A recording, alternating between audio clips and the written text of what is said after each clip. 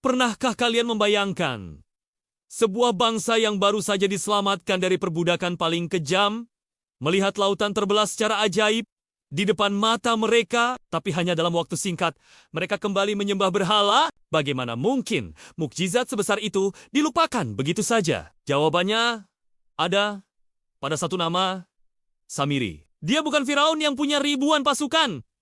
Dia bukan raja. Samiri hanyalah satu orang. Tapi dia adalah manipulator ulung, insinyur masa lalu, dan ahli psikologi masa yang berhasil menyesatkan ribuan Bani Israel hanya dalam hitungan hari. Hari ini, kita akan membongkar kisah nyata dari kitab suci Al-Quran, tepatnya surah Al-Baqarah ayat 51 dan surah Taha. Kita akan melihat siapa Samiri sebenarnya, masa lalunya yang menyimpan plot twist luar biasa, dan hukuman mengerikan apa yang akhirnya ia terima. Sebelum kita bahas patung sapinya, kita harus tahu siapa Samiri ini. Dan disinilah plot twistnya bermula. Dalam sejarah Eksodus Bani Israel, ternyata ada dua Musa. Yang pertama adalah Musa bin Imran, sang nabi utusan Allah.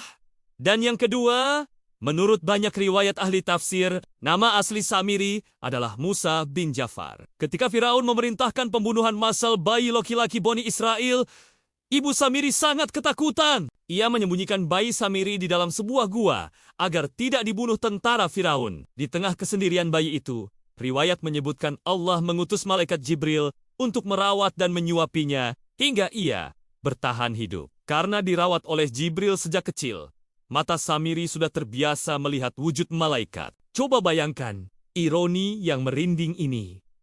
Nabi Musa dibesarkan di istana musuh Allah, Firaun, oleh tangan manusia yang kejam. Tapi ia tumbuh menjadi rasul, kekasih Allah.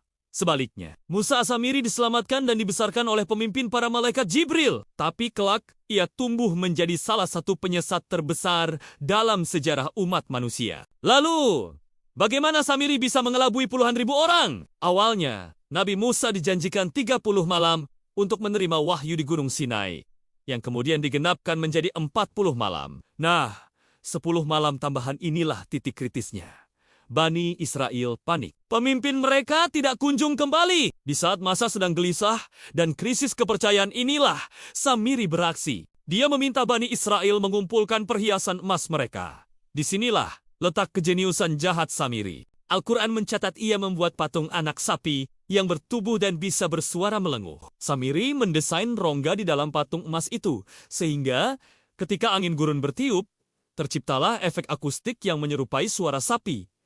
Tidak hanya itu, ingat masa lalu Samiri yang dirawat Jibril? Saat Nabi Musa membelah Laut Merah dan Jibril memimpin di depan menunggang kuda, Samiri mengenali sosok Jibril. Samiri mengaku mengambil segenggam tanah dari jejak kuda Jibril yang diyakini memiliki energi kehidupan, lalu mencampurkannya ke dalam leburan emas patung tersebut. Ini adalah kombinasi rekayasa teknis tingkat tinggi dan mistisme yang memabukkan. Bani Israel pun terpesona dan jatuh dalam kesyirikan. Ketika Nabi Musa turun dan melihat kekacauan ini, beliau sangat marah. Tapi pertanyaannya, apakah Nabi Musa langsung mengeksekusi mati Samiri atas pengkhianatan sebesar itu? Ternyata tidak. Nabi Musa menjatuhkan hukuman yang jauh lebih menghancurkan secara psikologis. Dalam surah Taha ayat 97, hukumannya adalah la misas.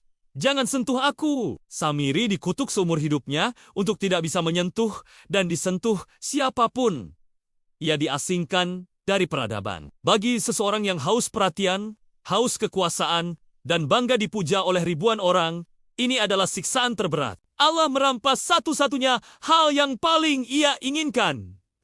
Pengakuan sosial. Membiarkan Samiri mati hanya akan menjadikannya pahlawan bagi pengikutnya yang buta. Tapi membiarkannya hidup terhina, sakit-sakitan, dan berteriak, "Jangan sentuh aku" di padang pasir, menghancurkan seluruh karismanya tanpa sisa. Sementara itu, patung kebanggaannya dibakar sampai menjadi abu dan dibuang ke laut. Kisah Samiri mengajarkan kita pelajaran mahal yang sangat relevan hingga hari ini.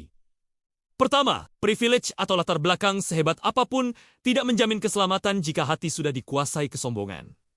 Kedua, selalu ada Samiri di setiap zaman. Orang yang cerdas memanipulasi teknologi, menciptakan hoaks, dan memanfaatkan kepanikan massa. Dan ketiga, Jangan pernah menukar keimanan hanya karena kita tidak sabar menunggu kehendak Tuhan yang terasa lambat datangnya. Itulah sisi gelap dan pelajaran mendalam dari sosok Samiri. Menurut kalian, di zaman modern ini, wujud patung anak sapi emas dan sosok Samiri itu seperti apa sih? Tulis diskusi kalian di kolom komentar.